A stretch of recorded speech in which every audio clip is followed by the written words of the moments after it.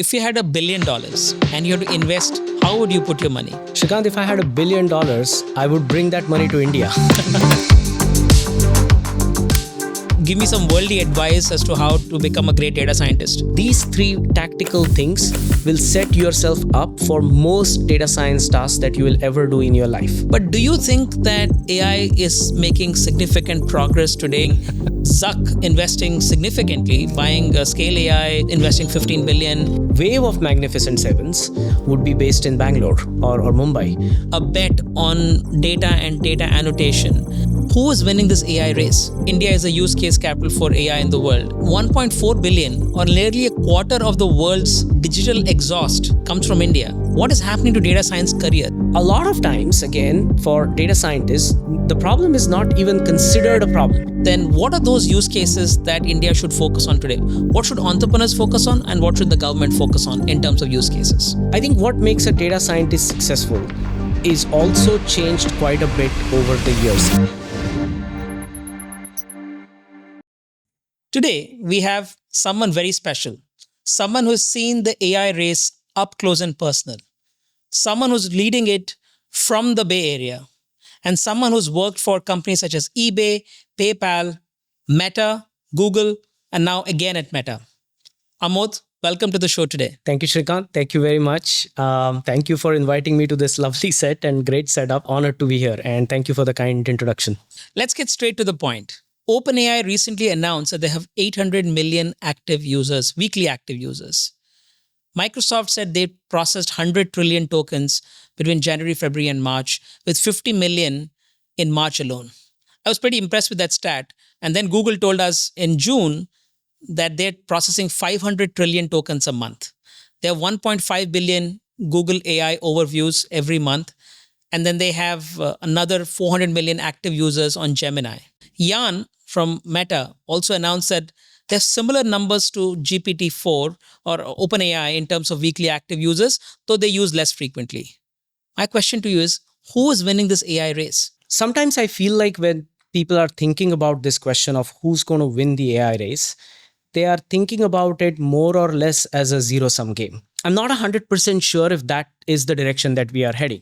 So, for example, if you think about it, Microsoft has deep expertise in enterprise and they have deep connections and so on. That's where they play today.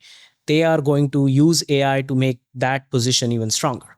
Similar is the case with Google. They have their own entrenched business models and so on, and AI will just make them better. Same with Meta. OpenAI, of course, is more AI native, if you will. So they might have a little bit of an advantage there. But I do feel in the end, the answer to your question is not going to be one company or another. There are going to be characteristics, which I'm sure we will discuss, that will help some companies do better than the other. I really hope, though, that even if all of those companies that you mentioned, Microsoft, Google, Meta, if we all just do great in our own domains, ultimately the users are going to win, whether it's enterprise users or consumers, as we bring more and more AI to mass market and consumers and enterprises. So yeah, I don't think I need to pick one, because I don't think that's how the world is going to evolve. It is going to be a normal business competition like any time else. It's just gotten more intense because of AI. But all of these companies you mentioned will probably win in their own ways. There's things to do with AI where it's not just winner takes all. So there will be multiple winners. It's not a winner take all. And how does that work with the hypothesis that once AI reaches a certain threshold, we reach super intelligence or AGI and then super intelligence, that the leading player at that time, even if they're 1 inch ahead of everybody else, will dominate the rest of the market and capture all the economic surplus. So there is this narrative that once we have extraordinarily powerful AI, it'll capture all the value. Do you not believe in that? The most difficult thing about future is to predict it, as they say. So who knows where the prediction will go, and I don't think I'm going to put my neck on the line for that. However, the reason I say that there is enough space is the following. Let's say we even have AGI. How does a consumer company with extremely strong AGI still suddenly go and start dominating the enterprise market? I think there are other business fundamentals that will get better with AI and will, but you still don't suddenly lose these existing moats that some of these bigger businesses have. So in that sense, even if a consumer company suddenly has something very close to AGI, which is still many years ahead, how would they suddenly go and replace an existing enterprise company? Because they're not going to sit idle. They're going to have their own, version of AI, even if they are a little bit behind AGI. So I have yet to see evidence that it would be so critical and winner takes all. Now, having said that, if any of the companies today, whether it's big enterprises, Max, Magnificent Sevens, others, etc., if they're lacking behind and if they're falling behind significantly in all manner of AI, that over time is clearly going to impact them, right? Like, and then those will be the new, camera companies or Kodaks of our era and things like that. So that is very much possible. But the fact that the differentiator is literally just going to be the one company that has AGI and then that just takes everything, it's probably difficult to believe today. I don't think that's going to happen. Do you have any company in mind you feel is a laggard and is probably one of those Kodak-like companies today we may be overvalued from that standpoint? I would refrain naming any companies. I think so. So here's what I have seen for sure. I don't think there is any company that is sitting back and just not doing anything. I think every large enterprise, every upcoming big startup, let's say Series C plus in the Bay Area, they were already AI native, or if not, then they're fast pivoting into that. So I don't see any evidence of anyone saying, well, I just don't believe this and I'm not going to participate. So that's why it's very hard to say that, well, I clearly see this company still selling cars and nothing else, right? I don't think that is happening. Let's take car companies as an example, which might be the least controversial from me, since I don't work for a car company. Every car company that I know that now sells in the US has a version of AI. Now there are clearly ones that are far ahead, and I could say Tesla is way ahead than the rest in terms of cars. But I recently test drove a few other cars, and they surprised me at the amount of automation that they have, and a lot of that is driven by machine learning models at the back end. And this is edge computing, so very very hard case, but they have cracked it. So they're there, right? So it's not like there's one dinosaur I can easily point and say, well, look, that's clearly going to lose. Let's talk about Apple for a second. Apple has had some issues in launching their AI recently. And recently I saw a paper called Illusion of Reasoning, which Apple researchers have written, which says that the reasoning models, the reason why we're all excited about AI is because of its ability to reason with data and reason with things and to write code and so on. Their paper said that these reasoning models are not so exciting, and beyond a certain complexity, they start to fail. And therefore, this is the illusion of reasoning, not reasoning per se. And then there have been further developments. Anthropic guys responded with another paper where they said the illusion of reasoning. And I just saw a couple of days ago that we have another paper that says illusion of reasoning. So there's a lot going on here. But do you think that AI is making significant progress today, or you feel like there's another winter up ahead, AI winter up ahead? So let's first talk about the Apple paper specifically. I've read that paper, and if I remember correctly, it categorizes reasoning problems into high, medium, low complexity, and it points out certain areas where clearly even large reasoning models are doing great, others where it's on par with general LLMs, and then there are others where both fail at an equal rate. I think that is true. I mean, that's just my personal experience has also been that, right? Like when you try to test some of the reasoning models and you try to do a multi-turn logic question that you make complex in ways that you create puzzles for small kids, for example, which is sort of, it's not a breakthrough answer to that, but you just need to do a multi-turn reasoning, which then the reasoning models start to break down at that point. So I don't disagree with their overall takeaway, but the solution to that may not lie in even bigger reasoning models or a different architecture or a better compute. That could happen, and I'm sure that's happening. It could even lie in the product first sort of a mentality to how you look at AI. Because a large reasoning model may not do well, but a small reasoning model that is even working on your device, that is built for a custom purpose. It has a very niche understanding of the world, but it does really, really well in that world. I think that may be, from a product perspective, the solution that product people need to start thinking about. So I always get more excited about the product output of these things rather than just academic answers of whether or not reasoning models are great or not. I think they're great.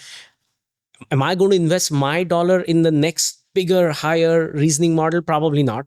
I do think that some of these models have kind of reached at a level where, they're great platforms.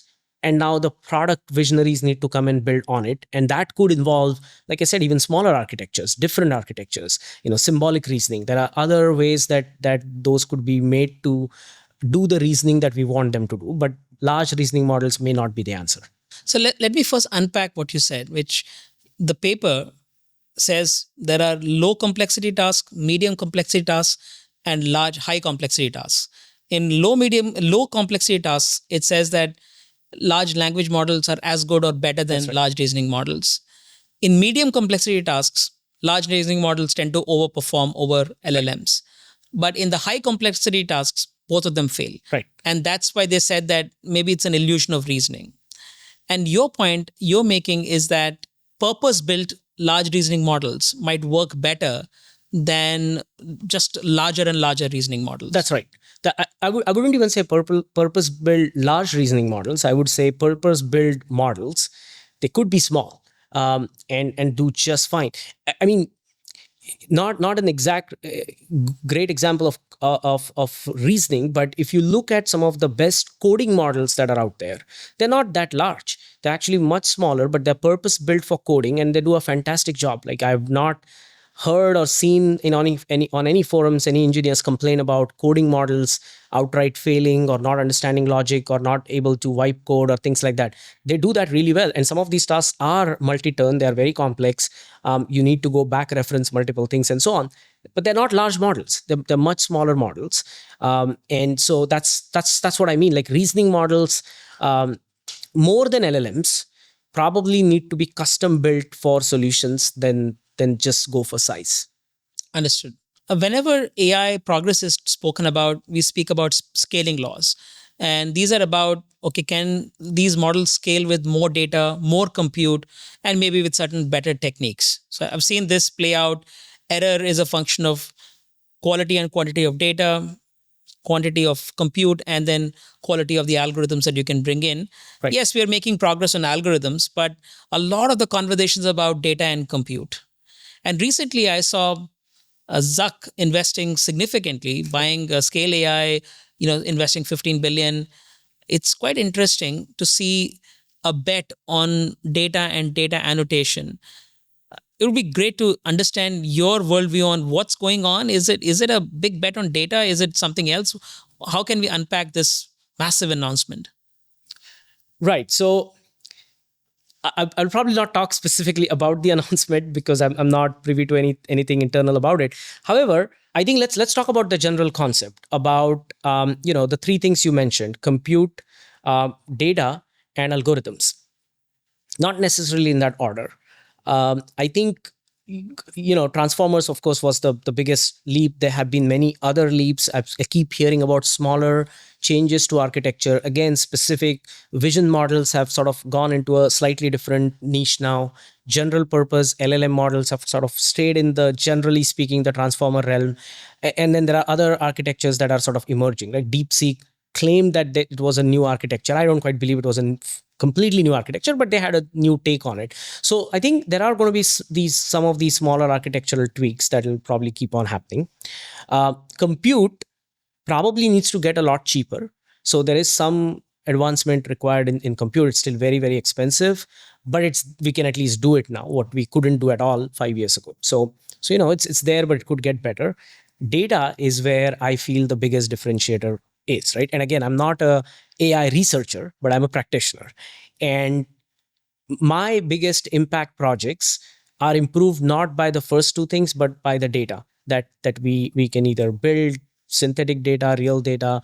And even there, I think real data that is well diversified, with well diversified sources, good annotation, good quality, just basic data hygiene, makes the absolutely the biggest impact by far in practice when you are actually about to scale a model 0 to 1, 1 to 10, etc. That is the one thing that absolutely differentiates the And success. it is the cheapest way of improving the quality, right? It seems like between compute and techniques, which are much more expensive, data could be relatively less expensive to improve. Generally speaking, yes. A friend of mine is, for example, building, he's building a startup that is focused on vision outputs in various real estate tasks. So to get data there, it is so niche and the annotations are so expensive that for him right now, that is one of the biggest things that he spends most of his VC money on, right? So I think generally speaking, yes, compute is very expensive. Like I said, even renting GPUs is not cheap. Um, but and then architecture doesn't cost much, but data can be easy to get sometimes, and then there's that's that. But in niche cases, you could have even data costs really piling up, and that's why when I'm comparing dollar to dollar, I would say the spend on the data with understanding of the basic technologies that we have today gives you the biggest output in terms of like how better your product performs. And it's not just even about accuracy, right? How useful your overall product is. I think that's where the data part comes into play. And the data annotation space seems to be getting more and more sophisticated because we are well past describe this picture, human beings describing pictures and videos, to doing some very sophisticated tasks like taking a prompt and writing a full piece of code, or taking a prompt and building an app, things like that. So is that a is Meta's investment a big bet on getting more sophisticated annotation? Yeah, I mean, again, without speaking specifically about Meta, absolutely, I am personally very, very excited about this space. And even when I know it's a question is more generic, but when I specifically also think about the Indian startup ecosystem, for example, I haven't seen a whole lot of focus on data creation as a general area because it kind of has lagged behind creating amazing architectures and so on. I do think there is a lot of scope in that area to create a lot of value and advance AI in many different ways.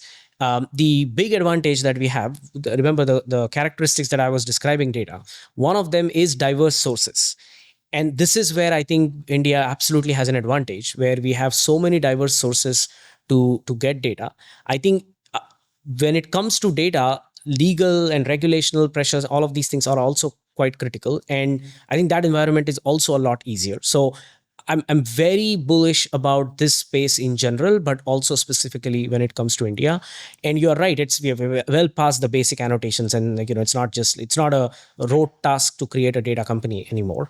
It is very sophisticated. It itself uses a lot of AI technology in the background, and that's how a lot of the data gets created. And it doesn't also have to be all synthetic data. Even to get good quality natural data, you have to use a lot of AI technology. Annotations, for example, like you said, like text to image, image to text, text to video, all of these things are part of data creation, and a lot of that leverages AI to do that, right? So I think that's definitely a very exciting area for from a startup's perspective. Amod, I know you were saying there were multiple AI winners, and therefore everyone is going to win. Each one of those magnificent seven companies are going to win in the AI race.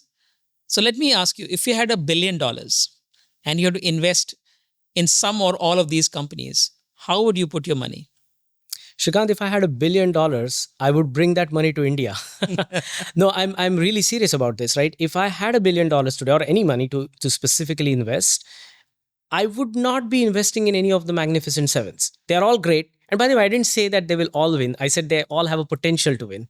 Um, but really, I truly believe the next wave of Magnificent Sevens is going to probably not necessarily come from the United States. There are, of course, great startups in Bay Area doing a lot of great things, and one of those could emerge as the next Magnificent Seven. But there is a much higher probability than ever any time in the past that next Magnificent Seven would be based in Bangalore or Mumbai or anywhere else in the world for that matter. I am familiar more with India. That's why I'm sort of more focused on India. So, um, but the biggest alpha for my money today would probably be in places like India, or South America, or places like that, where because of AI now, it is very much possible to build these great applications, that have a great accessible market, and then they could become the next Magnificent Sevens. You were speaking about data and how Indian companies could create data advantage. And I was recently brainstorming with someone, and it just struck me that if you take out China, which is by and large dark from a data standpoint for rest of the world, we have about 6.5 billion people. Of that, 1.4 billion, or nearly a quarter of the world's digital exhaust, comes from India. India also has massive amounts of bandwidth, data is really cheap, and everyone is always on screens, right? Given that, we are potentially generating more data than any other country in the world. So we should be at an advantage to build these AI apps, right? So yes, however, it is not that straightforward, right? So let's talk about the current data that we are generating. You are absolutely right. I mean, I'm amazed at the consumption that is all around us in India, and every time I visit every other year or so, every time I come back to India, I'm just like, there's one more leap, one more leap, and that's great. The data creation that is happening today is not in AI usable format, or it is not in a way that can actually be leveraged by anyone, including, by the way, some of the larger companies that whose products we are using. I don't think they are using it necessarily for much of AI either. The kind of data you're saying, but you're absolutely right. At least I feel in the general sense that, hey, we are one fourth of the AI exhaust, as you said, or data exhaust, as you said.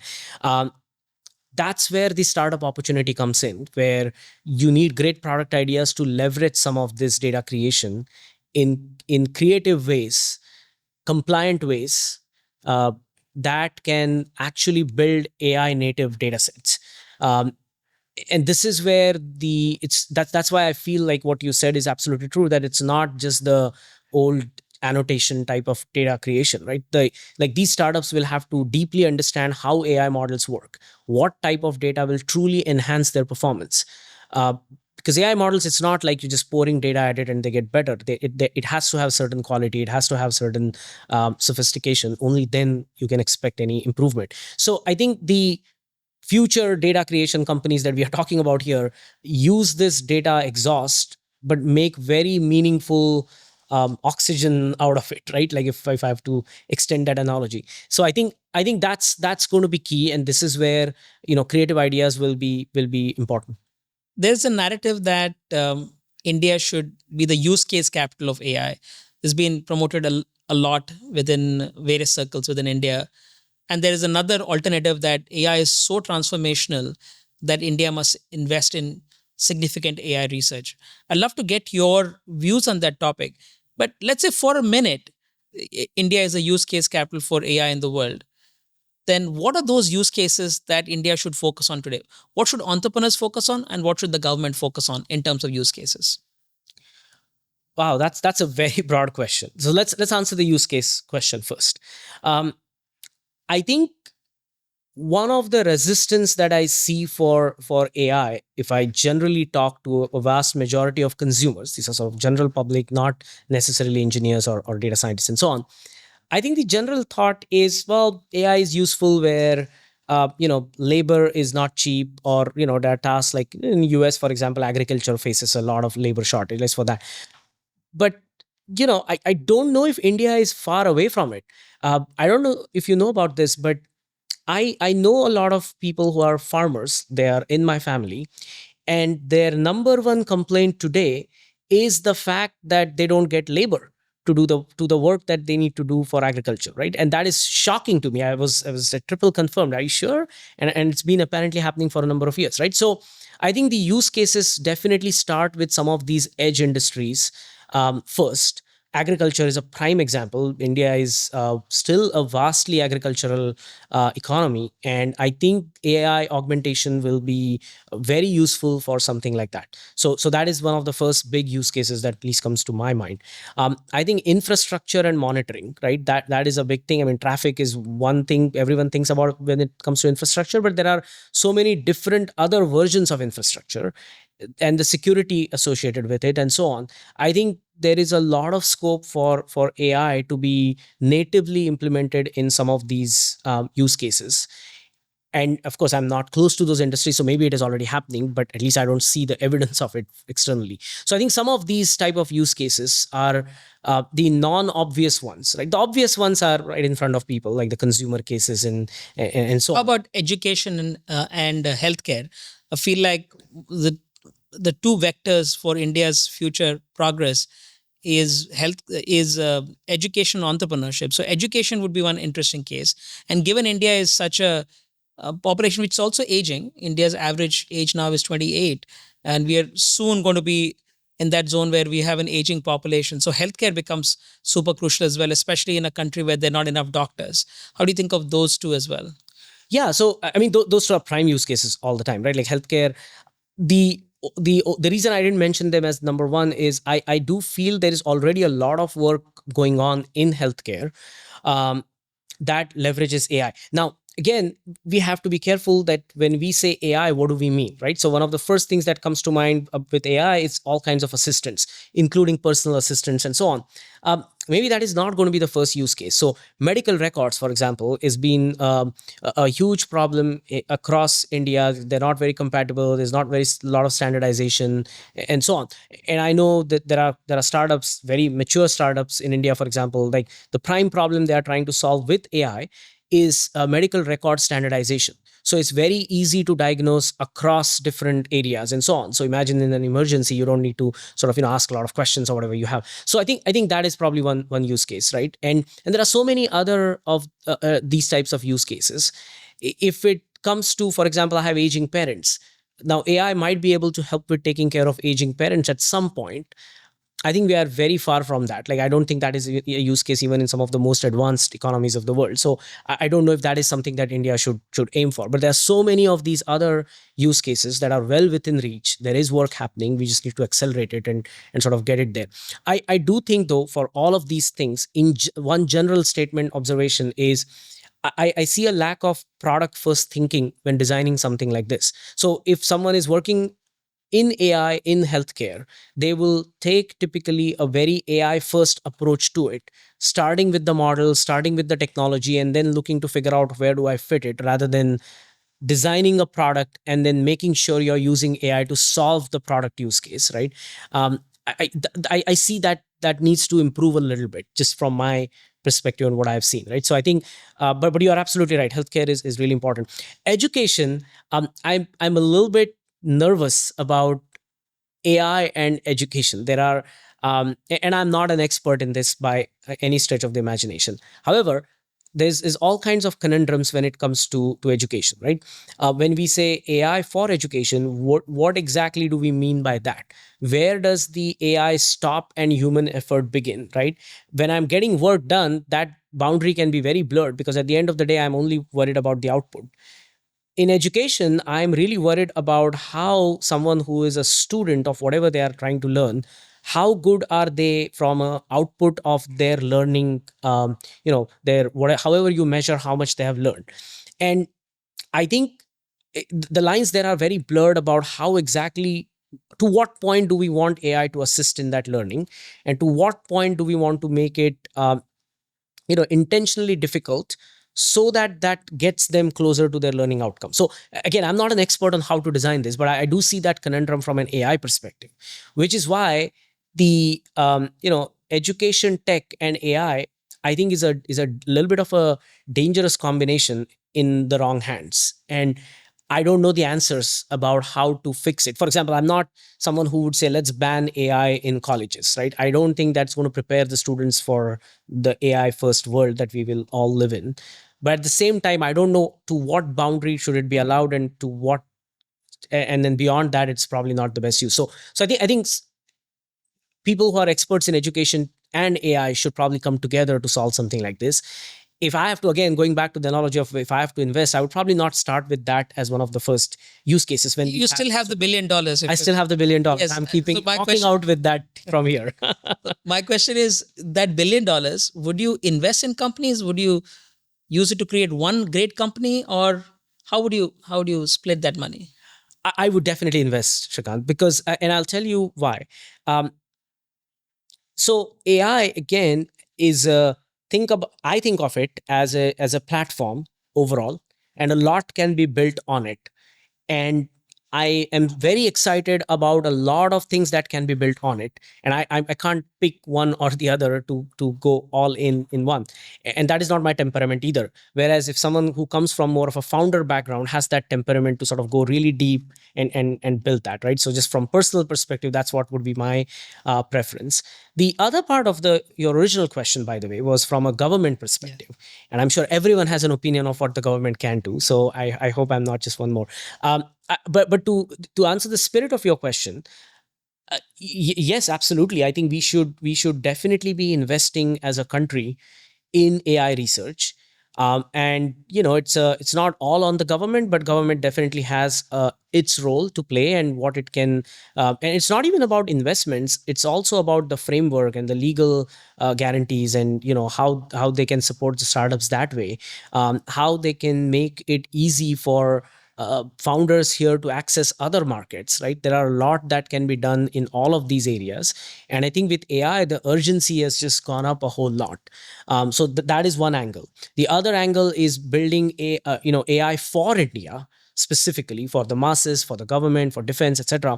I think that is another reason why absolutely the government should be, and I'm sure they are, but they should absolutely be investing heavily in this area.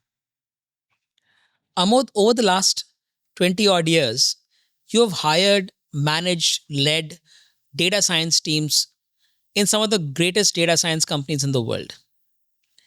I'd love to understand what makes a data scientist successful at Meta or at Google or at PayPal. Yeah. Yes. So I think I was just making the rough mental calculation in my head. Probably about 300 to 350 people, I think, is my rough guess that I was instrumental in hiring myself. So I love that. I think what makes a data scientist successful is also changed quite a bit over the years, I would say, right? I mean, the ingredients for success, typically we all knew how it was in the past, right? It was more the statistical ability, the ability to program in Python and so on. And that is still true to a large extent.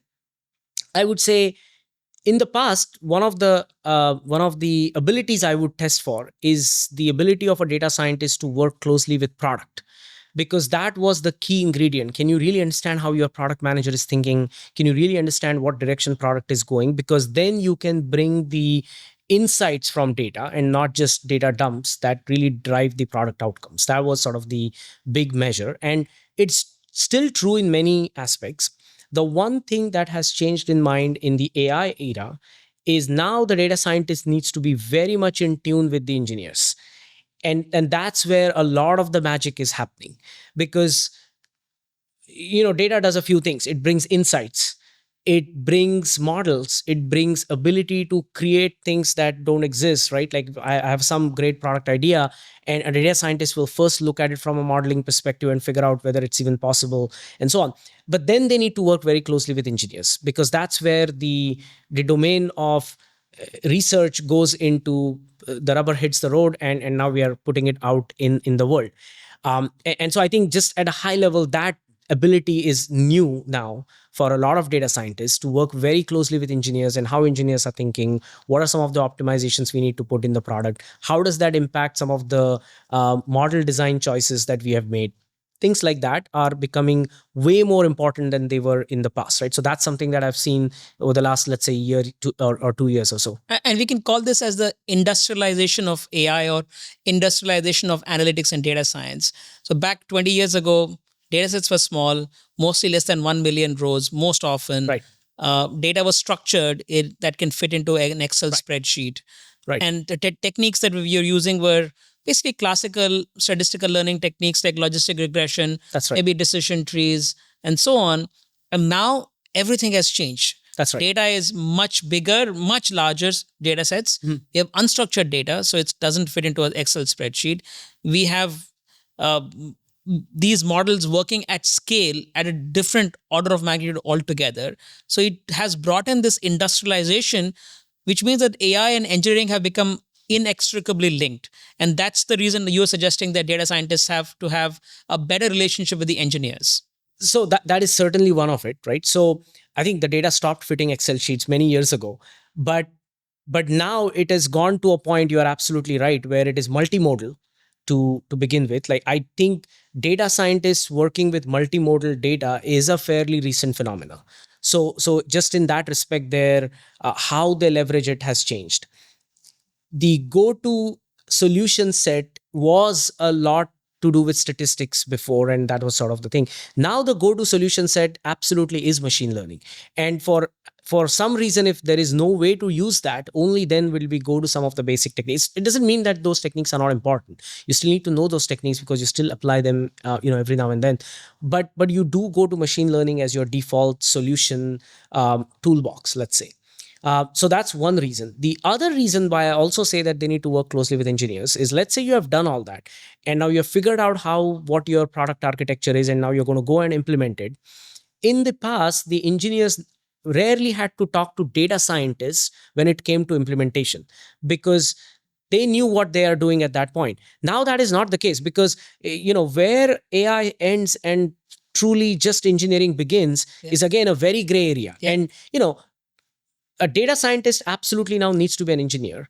An engineer also needs to be a bit of a data scientist in that sense, right? So that's why that collaboration is very important, because neither of them, in my mind, truly understand both the domains equally. There are very few people, I would say. And that's brought us to this AI engineer kind of profile.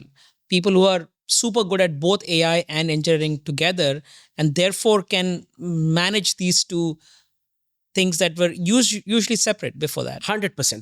That's a great term, AI engineer, and that's and it doesn't even have to be the same profile. Like, sometimes it's a team, which is then the data scientists plus the engineers working together to solve certain problems. And that way of product development is fairly recent. That's not how traditionally, at least in the Bay Area that I had seen, product was being built. So in that sense, that type of a profile of a data scientist has emerged into this new profile now, where they need to be very close to engineering. Do you see that engineers can now say, I don't need a data scientist, I can directly tap into a foundation model with an API, get the answer. Therefore, the classical data scientists, maybe I don't need them anymore? I don't think that is true at all. So yes, it is true. I see why someone will say that, because it is much easier to access models. There's an API, open API access for many models. Just go to Hugging Face. DeepSeek was released on Hugging Face, for example, right? Like, so I think a lot of even really, really famous models, etc., are also very easily available. Many of them are built for different sizes and different applications. So you could, as an engineer, without having any idea about how the underlying model is working, could get something to work, right? The first pass might happen. But anyone who has built any AI product knows that first pass is the most raw thing you will ever see. And that is not how your final product is going to look. That is just the first step. That's your base model. And then you are building a lot of things on top of it. So even techniques like prompt engineering that don't necessarily require you to have a data science background can be done a lot better if you understand what truly the model architecture is. How does the input and output affect each other? Like, what type of prompt engineering will be more efficient? Because with prompt engineering, it's a brute force method, if I have to describe it that way. And so you could become very inefficient in that if you're truly just using an engineering only approach. So I think this idea that I could just use APIs and build a production ready model, I think is a little bit far from reality. And that's why that combination is what works. And what will happen in these situations is that there is no statistical validity. You're not, a data scientist typically is trying to run experiments and make sure that it is working out of time on a different sample, etc. Whereas here, you're essentially tapping into a model and asking it for intelligence without having any way to validate the intelligence. So you can also set up for some catastrophic outcomes if you don't really bring in the rigor of data science into this process. 100%, right? So that is sort of so you've now built a model, you've built a product, it's out in the market, somebody's using it, either enterprises, consumers, whoever, and now you want to know, what is it working, is it not working, or if you have different variations, how do you know which one do we develop more, and so on. And this is where more of the traditional data science slash analytics approaches would come in, where you would set up the right experiment, you would know what the power of experiment needs to be, you would know what type of outcomes you need to call it statistically significant.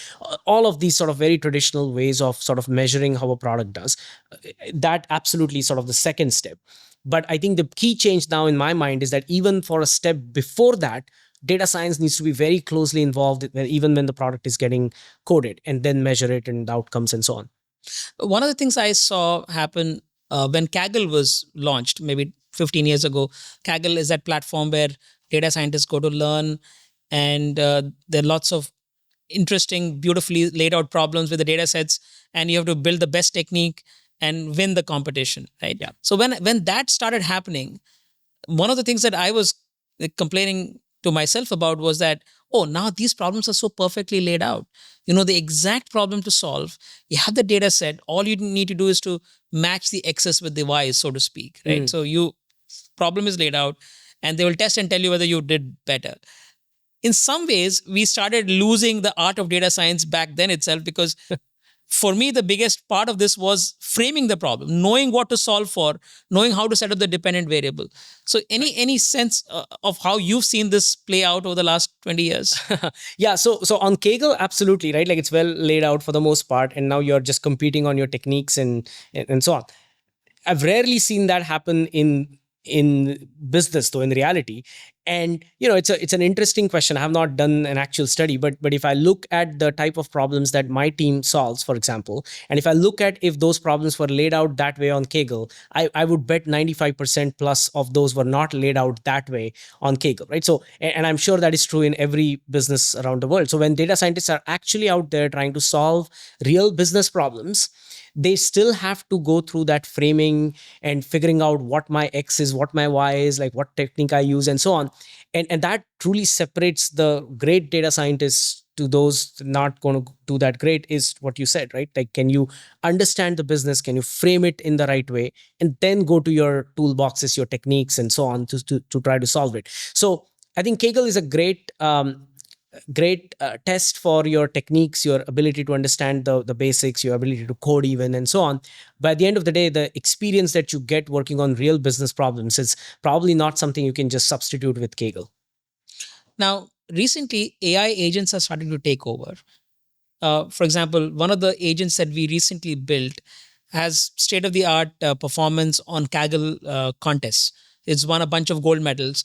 It takes the problem as specified. You have to just say, go solve the Titanic challenge on Kaggle, and it'll understand what exactly is the challenge. It'll download the data set, register itself for the competition, build the models and submit and get a rank, right? And do everything completely automated in an automated fashion.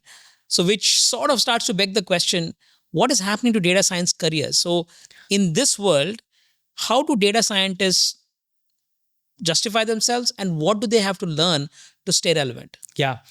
So, this idea of, so agentic frameworks are fairly new, yes. However, this idea of, I would speak to a software, a piece of software, let's call it, right? It could be agentic now, it was not agentic in the past. I would speak to a piece of software, and it will manipulate the data the way I want it. It will give me the outputs the way I want it. It will lay out and visualize the data the way I would want it. I've heard this problem, and someone working on it, I don't know, 15 years at least. And I'm yet to see a good solution that truly does what it promises. It does well in a fairly structured environment, and some problems and so on. In practice, the breadth of problems that you need to solve and the judgment that you have to apply at every stage of that problem, right? Just from understanding. A lot of times, again, for data scientists, the problem is not even considered a problem. It's not like someone is saying, hey, I have this problem, data scientist, could you solve it for me? Someone is thinking about a business issue and they're in a meeting and so on. And a good data scientist would pick that as an opportunity to go investigate. and then convert it into an actual business problem, and then go convert it into a data problem, and then solve it. I think the multi-step judgment required for that, um, I don't know if we have agents to do that today. And going back to our original discussion on reasoning models, I don't know how long it'll take us to get all the way to that stage. I don't think I'm going to say we will never get to that stage. Maybe we will. We are very far from it today. And in the meantime, what will happen though is, after doing all of those judgments, typically it would take another, say, 1 week, 2 weeks for a data scientist to do all the steps that you mentioned, go collect the data, clean it up, all of that stuff. Now that an agent could do for the data scientist very, very quickly. And so for the output that I was getting from one data scientist, it now suddenly became 10x. And they could solve more complex problems. They could think more deeply. They could think about, again, problems that nobody thought even existed, and really try to propel the product forward that way. So that's how I think about agentic frameworks and how they relate to data scientists as a profession, as what we do on a day-to-day basis. I don't think anyone's replacing data scientists in the short order, that at least the future that I can see. It will help them get a lot more efficient. So, in other words, the heaviest lift is in listening to the users, listening to the issues, and framing what is the right problem to solve, and framing it in a way that is conducive for data science experimentation. Then get the rest of it with collecting the data and building the algorithms, validating the models. Some of this could get highly automated using data science agents, but the heaviest lift will still be in the first part, and that is not something that AI can replace data scientists today. Yes, I think AI can still augment in that, right? I think all of this process would probably be AI augmented. But then who's to say that we only want to now run one model, right? With the help of AI, I would run 50 different techniques all at the same time, which in the past was very time consuming. Probably I'm not going to do it, and so on. And in the process, I will probably save time or reach a much better answer, or both. And that, I think, is the impact of AI in this type of a situation, especially as it relates to data science. Because what you said, right, it starts with the user. And if you're not solving the user problem, if you're not solving the user problem that converts into product problem, then a lot of the other data science is just academic, and that's not very useful in a business setting. Amod, you've spoken about how AI can augment and maybe even automate parts of the data scientist's work. If you think of the next 5 years, do you think it's still a good idea to build yourself as a data scientist? Are there going to be enough data science jobs in the world? I think data science is one of the most promising careers of the next 3 to 5 years, let's call it, right? As I've said, I just don't buy this. I mean, I see how people can be fearful of the fact that, well, how do I actually use AI, or is my job even going to be secure? I think there's a lot of fear in general in tech about it. But data science as a career, I think, is, if you're getting into data science today, for example, I would be really cheering for people who do that. And I think they're making a great choice, just simply from a prospect's perspective.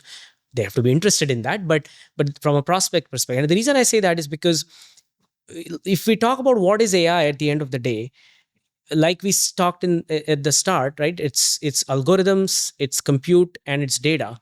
And it is the, how do you put the algorithms together with data, is primarily how data scientists sort of give their output. And that will keep on evolving in very different forms, and very, the volume will go up, the type of transformations for data required will go up. All of this requires really deep data science background and understanding, and also understanding of the math behind AI. And that's what data scientists do. So just from that perspective, I think it's a great thing to start if you're starting today. And if you're already a data scientist, hopefully you're leveraging all of these things to just get better and better. So I'm very bullish about data science as a career. I'm very encouraging of people to do that today if they want to get into it. Let's take data science and abstract one level higher. Let's take all of technology. Engineers, India has 6 million people who write code for a living. And India is graduating 1 million engineers every year. And we're also adding 1 million people to the workforce every month. So India is producing enormous amounts of talent. In an AI world, do you see the need for labor fundamentally coming down? And therefore, is it something that India should consider a huge threat? So it is like with any other technology, I would say, right? I don't think you need to be fearful of AI, but you do need to be aware and you need to start equipping yourself. And when I say yourself, it starts with an individual. It goes all the way to the level of a society, a country, etc. Right? Where at all these levels, we need to be equipped on how do we leverage AI for our advantage. And if you don't do that, then yes, you will fall behind because AI is a reality. It is here to stay. It's going to get better. It is definitely a big change. It is not a fleeting, a fad that will go away. Like we have seen some others in technology, and it will fundamentally change the way we work and consume things and so on. So, as an engineer, for example, if we are graduating whatever millions of engineers a year, some of what would have been their target opportunities to generate income, do a job, do a startup, whatever, some of those are probably going to not exist in the next few years. But hopefully, those get replaced by other things that they can do that they don't even know today that they can do. But that's where the raw innovation from a startup perspective, etc., I feel is going to be very important because that's where all of these new ideas that I can't think of today, right, will probably come into play. And these engineers who are graduating are required at the end of the day to create those products, to code that way and so on. So maybe an engineer right out of college in the past was not writing production code because they just didn't have the ability, they didn't have the experience, and you needed certain judgment, etc. Now with AI, you could potentially have an engineer coming right out of college and write production quality code and push it into a particular product. It may not happen at some of the companies that they looked up to when they were becoming an engineer, but they might be working at a startup to do that. So I think how what you do might change a little bit, but I think as a whole, I don't think AI is a threat. It's an opportunity more than a threat. In absolutes, will there be jobs that will be lost, quote unquote, lost because of AI? I'm pretty sure that'll happen, right? Like there will be things that are very mundane in every profession that eventually might get automated, or the need for them just goes away, or what have you. And so the jobs equivalent to that will probably go away. But there is a lot more opportunity ahead of us with AI that we didn't have before. I'll just give you a personal example. I was talking to someone just yesterday, and I know this person has an engineering background but hasn't really worked in AI before. And I've been encouraging him to become an AI engineer. And when I met him a week ago, when I started encouraging him, to yesterday when I met him, he is already so comfortable now, leveraging some of the techniques that I suggested and so on, and now started to code products in AI, right? So this is not someone who was doing that literally a week ago and now is doing that. It's a big quick change. So I think that if you have that type of a of mentality, and sort of, you try to adapt yourself to that new world, I don't think AI is a threat. It's more of an opportunity. Now if you're not looking to adapt, and somehow you don't get that mentorship, etc., yes, then it is definitely a threat. It's a threat if you don't use AI. If you use AI, it could become an opportunity. Jobs will change, jobs will get reinvented. But if you're able to reskill yourself and move to whatever is the next most exciting thing, you can still survive. So, in this construct, I've coined a phrase called the serial expert concept Mhm. construct. The thinking is the following: that everyone has a 40 to 50-year career ahead of them, and no career is going to be stable for 40 or 50 years. This probably wasn't true even 20 years ago, but certainly now the lifespan of any career is probably 5 to 10 years. That's right. So in your own career, you'll have to change the trajectory every 5 to 10 years.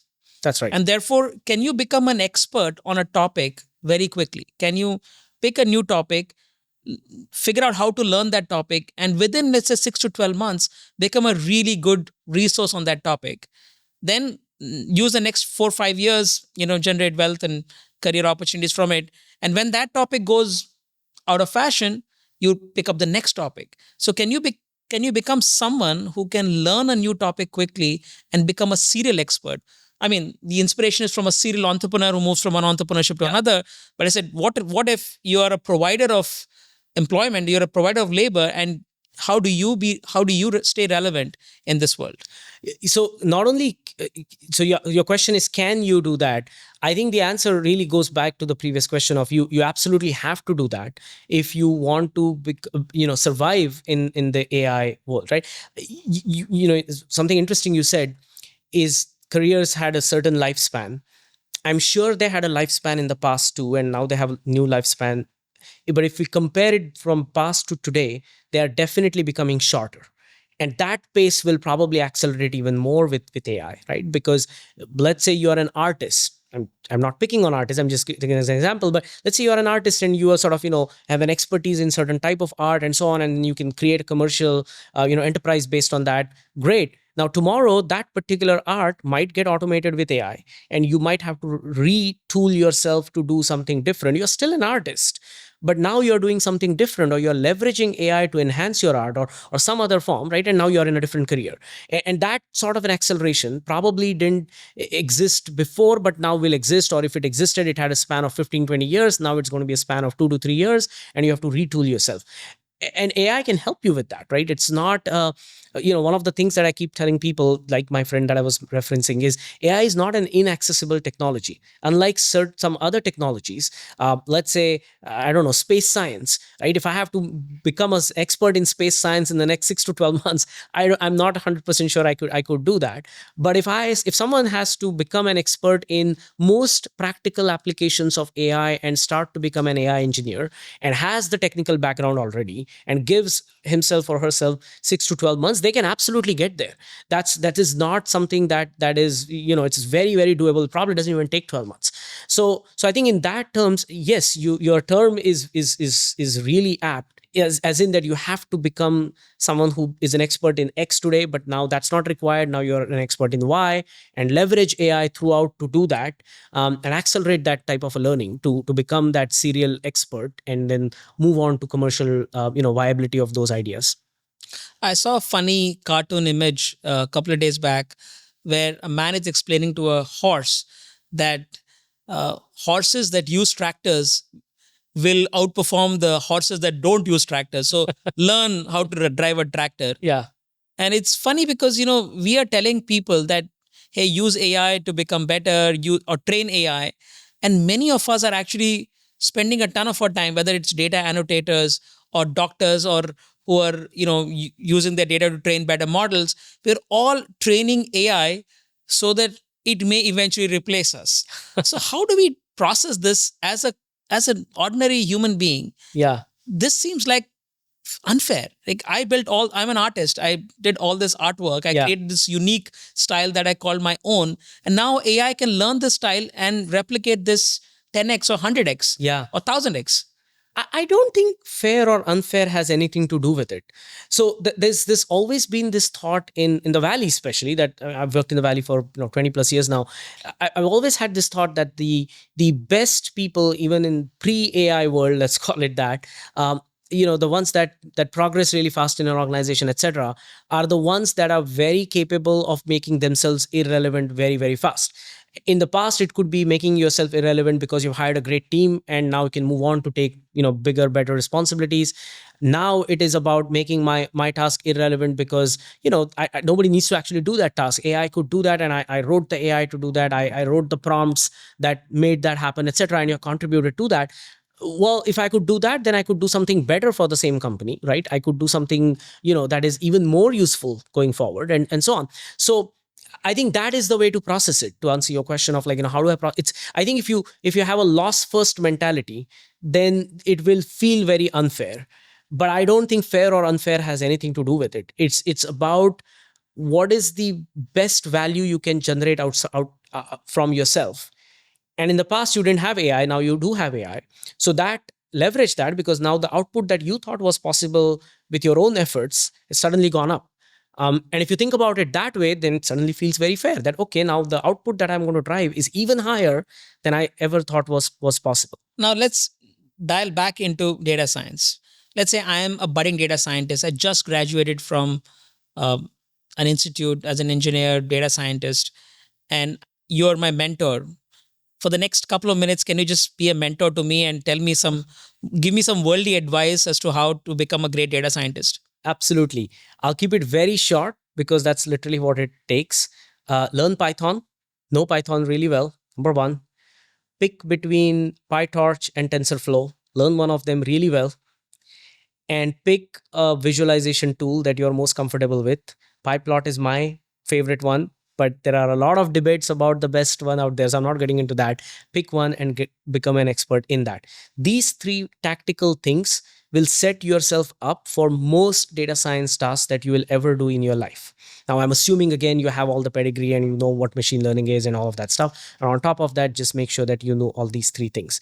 And then beyond that, because you said someone who's just starting out, and the number one, two, and three thing I would say is go out there and do stuff.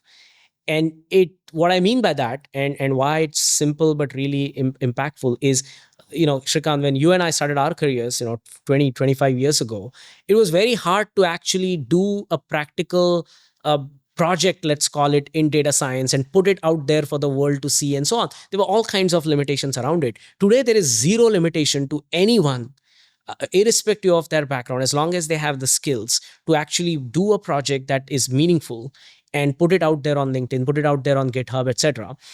I would go as far as to say that in the future, a lot of the hiring was probably not going to be based on pedigree, but it's probably going to be based on show me your GitHub and show me what you have done, and I can sort of rate that using AI, I guess, and that's how most people will get their employment. So I think if you're starting as a data scientist, absolutely do that. And you reference Kaggle. Kaggle is a great resource, right? There are so many problems that just to test yourself or put code out there, etc. But also maybe even think of a startup idea. Every startup doesn't need to end up becoming a unicorn. It's not going to end up becoming a unicorn. But what it will do is it'll put you through the motion of starting from step 1 to step 10 of how do I solve a data science problem? What is even a data science problem? I think that type of relevant thinking skill that you have to build is going to be very, very important. And so start building stuff, doing stuff. Nothing is meaningless. You might start off something and you might feel like, oh, thousands of people have done this before, but you haven't done it. So do it and show it to the world. And you might even come up with a technique that nobody even has done before, right? So there's a lot of goodness to come out of it. So learn those three things and do stuff. Okay, so learn those three things, do stuff, show your expertise in the real world, put it out there for people to give you feedback. Now, I have a couple of other questions. I'm still the mentee. I'm asking you a couple more questions. Yeah. Should I specialize in a domain or should I be across domains? I think if you are a data scientist, you are much better off being cross-domain. Data science is a tool that you can apply to a lot of different things. Now, you do need to understand the domain that you end up working with for the majority of your time, and of course have certain level of expertise. Let's say you work in fintech, you do need to understand what fintech is, how does money move around the world, all of that stuff. But then you're much better off having a more broad sense of that, and then understand a lot of the data science techniques, because then you can pick and choose from what you want to use for a data science perspective.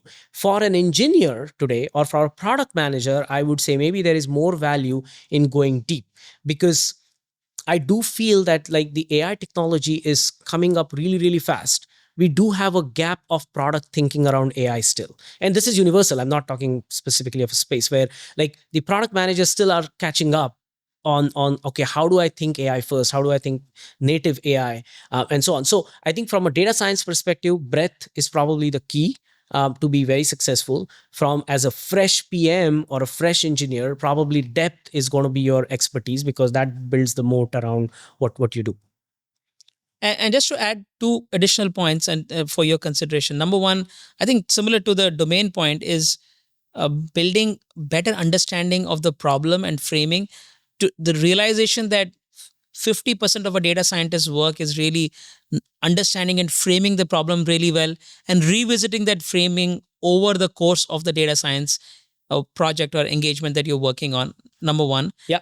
And number two is even read some of the papers, latest and greatest papers that are getting published, and see if you can replicate those. It's very similar to the real world action thing, but maybe even some of the technical papers that are getting published, see if you can replicate those results in your own life. You absolutely led me to one of the things that, if you would have asked me, like, what is it that I see as a gap? It is certainly that last point you made is I do see that as a gap, especially with recent grads, is their ability to read technical research.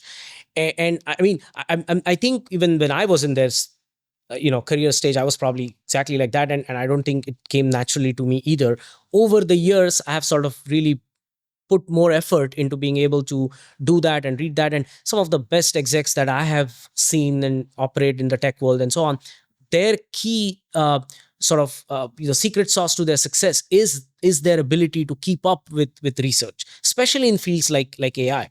For example, it used to be the case for blockchain for a long time that you had to really keep up with development. Certainly is the case for AI, and a lot of pretty much all of the research, I would say, is available in open source, and it's not behind paywalls and things like that. But the ability to read it is limited, and you do need to have a certain level of dedication to be able to do that.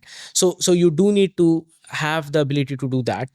And then, to answer your original question, yes, the ability to form a problem and sort of take some abstract thing, convert it into a business problem first, then convert it into a data problem, and then go to your techniques. That is really the key to becoming a really successful data scientist, which is also how we discuss why AI wouldn't be there just yet to replace all of those steps. So yeah, you need to do all of that, and then have the ability to read research, keep up with research, and so on. World is changing really, really fast with AI, and you need to have that ability. Now let's go and unpack AI 101 a little bit. Let's for some of our audience Yeah, who are not deep experts in AI, who are just figuring out what AI is, fundamental understanding of AI and data science. What's the difference? How do data scientists really work? Let's just can spend a few minutes in discussing that. sure. So let's start by LLMs. What are LLMs and why do they work and how do they work? Yeah, LLMs, large language models. If you if you take every single term, large language models. So language models is referring to the fact that they can create language, they can speak like humans do, they can output things. That's why they are called language models. And they're large language models. The large can refer to the size of how big the model is, etc. But for a completely naive audience, I would say all that means is they can replace all the language that you speak by machines, and so they could speak to you like a human. Any question you ask, they can answer it, and so on. That's why they're called large language models. I just came up with it on the fly. It's like someone, let's say a 10-year-old or 12-year-old, has read every single book in the world. That's right. That's how these large language models work. They read up all the works in the world, and then somehow through this process of figuring out one sentence after the other, one word after the other, they develop some kind of a knowledge of the world. And now they're able to spit out that knowledge in English or any other language that humans can understand. And that's really the power and the fascinating thing about large language models. That's right. I would change a couple of things though, that I would add, not change, but add, is I think for most people who don't realize this, and I'm talking to very naive people who don't understand AI, I think for them, they need to understand that AI is fundamentally pattern matching. So if the model has seen a genre, let's say in the past, let's say horror as a genre, then it is able to create, it won't exactly replicate what it has seen, but it will understand that as a concept, as through association of words in a certain pattern and so on, and it will try to create that same association, and try to replicate what it has quote unquote learned. But all it has done is it has matched one pattern and created a new pattern for you. And now you can extend that same logic to various different things. When you ask it a question, it will give you an answer. When you ask it for information, it will just give you facts. So it knows what the tone of what you're asking. But when we say it knows because it has seen a similar pattern of a question and an answer before. So that's why it's trying to replicate that, right? So I think people need to understand that's what we mean by data, and that's what we mean by AI learns, as in it learns what the patterns are, and it is able to recreate those patterns when asked with a appropriate prompt or a question. And one of the ways it happens is you give it a sentence, and let's say you mask out one word from that sentence. Now, let's say India is a beautiful country in dash Asia. That South Asia, I've just masked that South part. And now AI will try to understand that sentence and see and try to guess what should be the word there. And once it gets it wrong, initially it will have no knowledge, it'll get it wrong. And then we'll tell them that, oh, the answer was South. Now, by doing this with the whole text of the world, it gradually develops this intelligence. That's the pattern matching that you just talked about, which is, okay, if this is the pattern of the sentence, which is the missing word? Let me guess it. And by doing this guesswork again and again, I somehow become pretty smart. And by the end of this whole training process, I'm able to answer questions like a human being. And it's somewhat magical. It's still magical. We still don't understand how it develops this kind of knowledge this well, but it seems to do it. That's right. So let's take that example, because I want to just make one more point with it, right? So India is a beautiful country in dash Asia. So if that is given as an input to an AI model, in the background, what it is essentially doing is it is looking at different words to fill in that gap. So it will say, India is a beautiful country in West Asia. It'll try to fit that word. It does make logical sense. It does make grammar sense. However, it has never seen that type of a sentence before. It has never seen that type of an association before of West and Asia along with India. And so it will know that, yes, I could use that word, but the best suited word here is South Asia, based on everything that it has parsed and gone through. It will go through a probability distribution of all the possible dictionary words. That's right. There may be millions of them, but it'll pick all of them, and it does and figures out which is the best suited, which has the highest likelihood of being there. Right. And in this process of continuously iterating, it figures out how to understand the world in some ways. Yes. And then it all also depends on like how big this is where the large comes into play, because if it is a large context model, then it'll understand not just the word before and after, it'll understand the sentence, it will understand the paragraph before it sometimes, depending on how big the context window is. And then again, it will fit different words and look at the probabilities and pick the best word, for example. So all of these abilities on a one-on-one basis sound very simple and great, but now think about it from every single possible combination of English words and sentences, and now all other languages and sentences in those languages and so on. And because it's a large language model, which the input data comprises of everything in those languages, it can essentially make those associations. So those probabilities that it is trying to build are based on what data we have fed into the model, and it has sort of input into its memory somehow, and now it can come up with those outputs. Two more things to round out LLMs. Second concept here is SFT, or supervised fine-tuning. So after you do the initial, what is called as pre-training, what we just discussed is pre-training, then you ask a question and you give it the answer. So it's like a cheat sheet where, let's say you're going to take an exam, somebody's giving you all the questions and all the answers. So the AI learns, for this question, this is the best answer. For this question, this is the best answer. Let's say you give it 100,000 questions and answers. That's right. Now it has imbibed, memorized the best answer for each question. And in that sense, it gets even better. It already has this knowledge. Now it is also figuring out for the question, what's the most appropriate answer. Right. Called SFT. Right. Yeah. So SFT, I think we have to be a little bit careful on the specific terminology here, right? Like, so I think fine tuning would more refer to actually going and changing model weights and going back to some basic model, iterations and so on. Versus what you are describing, I would call it more the RAG techniques and the prompt engineering, right? So where you have a model, you're not changing anything about the model per se, but now you are feeding it extra information. So let's say there's a model A and you are using it for one task, and you're using it without any of these questions and answers, it still has the ability to answer any questions. Now I'm using that same model, but now I'm using, let's say, 100,000 different questions and answers. That is additional information that now I'm providing to that model. That is where it is retrieving its answers from.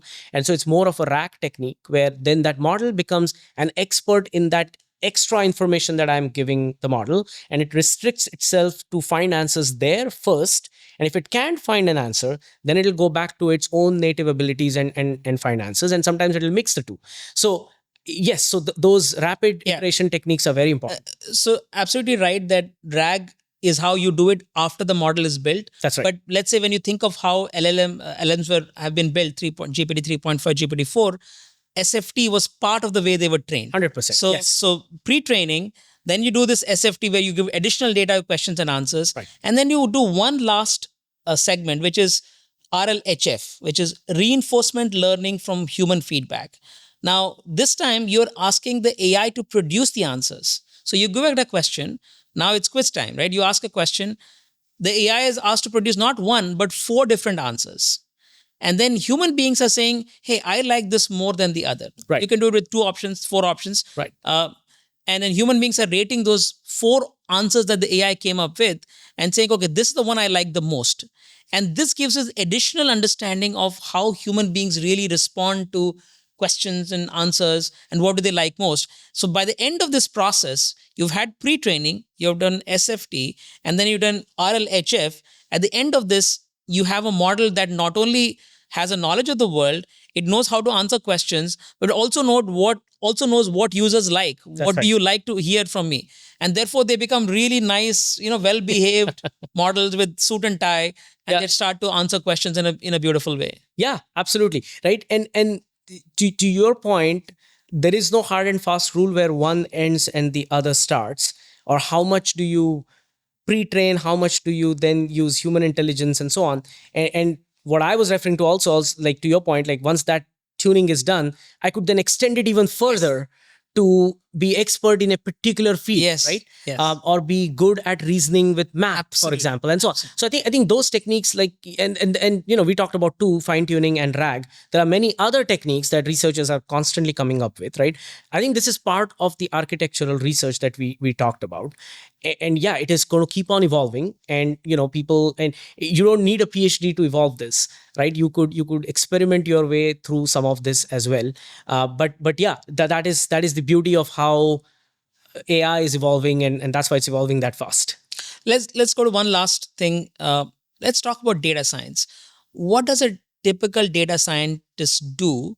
Let's take an example like I'm building a model to figure out who's going to default on my credit card loan or something like that, or any other problem for that matter.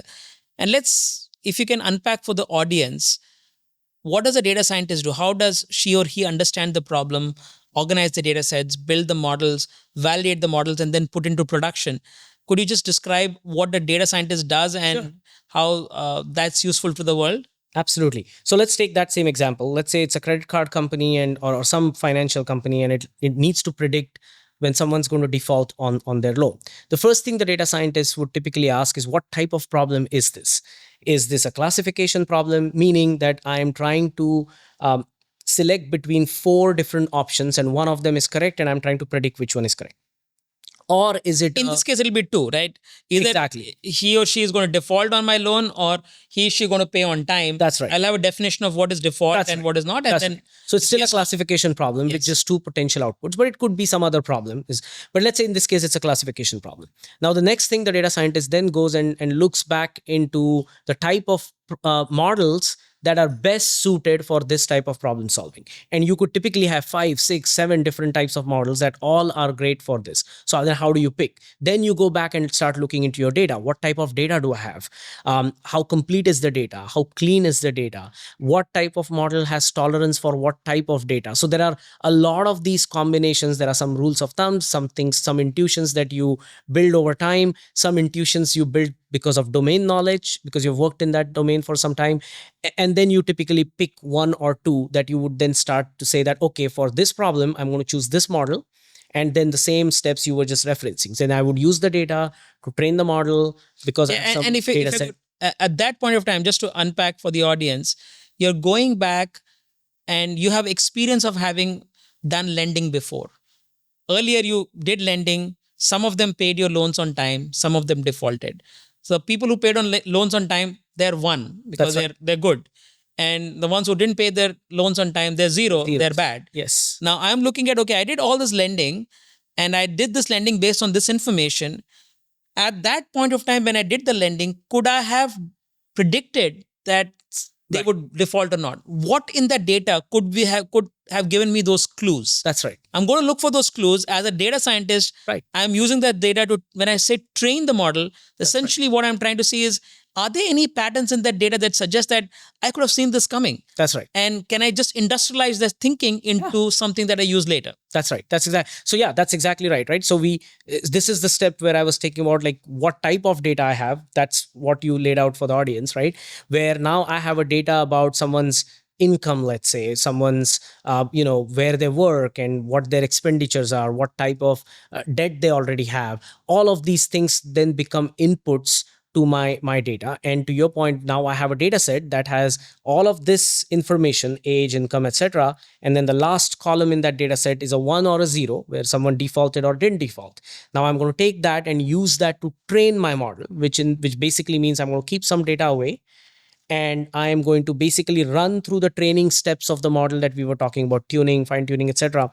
And then I'm going to go back and test on the data that I kept away. I'm going to say that if, to your point, if I had this model back 2 years ago when I was doing this lending, could I have predicted when someone is going to default or not, and what percent of those predictions are right and what percent of them are wrong? And again, there are multiple types of errors, etc. But without going into that, it's essentially the accuracy of the model that I'm trying to determine at that time. Now, if the accuracy is good, I'm going to say, great, this model is awesome, I'm going to now use it going forward. If the accuracy is not good, I'm going to go back and see what can I change. I could add more data. For example, in the past I only used 4 columns, now I'm going to use 50 columns. I'm going to get more data about my people. I could maybe change some of the variables that, like, let's say age was a number, now I want to categorize it into 0 to 10. I don't know, 0 to 10, but maybe 21 to 50, etc. Right? And so I'll do all of these, what is called as data transformations on my data. And or feature engineering. Or feature engineering. Yes, that's the better term in AI. Yes. And then I'll go back and check my accuracy again. And if it is good, then I can use it, or I can just repeat this process. By the way, this... And when you say accuracy is good, essentially you're saying there was an existing process of doing things. Right. Is this way of doing things fundamentally better? Does it give me performance advantage? Then I'll use it. It's not that I'm trying to be 100% accurate. There is no 100% accurate model out there. Right. But if I can improve on the performance of the current lending process, then I can use the model. Otherwise, no good. That's right. Yes. And then there are metrics around, like, what does better than before mean, and so on. So there are more techniques about that. But just to connect it to a little bit of the AI discussion we were having earlier, this process that we are describing is a very time-consuming process, or was a very time-consuming process. With AI now, all of this process is become much, much faster, and the data scientists can leverage that to sort of repeat this. And sometimes at the end of all of this, you might conclude that, wait, the original decision I made about that one model was probably the wrong decision, and I want to go back and redo all of these things for a different model. I can do that very, very quickly now with AI. So yes, so that's what a data scientist will do with a question like that. And that's why I've always been so fascinated about data sciences, because it's like you're like a little Sherlock Holmes looking at the data and finding clues, and then learning from those insights and creating significant advantages for future. That's right. That's what a data scientist does every day. Amod, let's do some rapid fire. Sure. What's one piece of advice you find yourself giving startup founders again and again? Build things. Do not show up without a prototype. If you were starting your career from scratch today, what would you do differently? If I was starting my career from scratch, I think I would be a lot more intentional about the changes, about the things I work on, and so on. Especially in the rapidly AI changing world, you don't want to be things done to you. Don't want to be floating around. Just plan it out a lot more. That importance has gone up. 3 things you would tell your 20-year-old self about this career. Number 1, spend time learning the deeper techniques and give yourself time to think a lot more than what you do.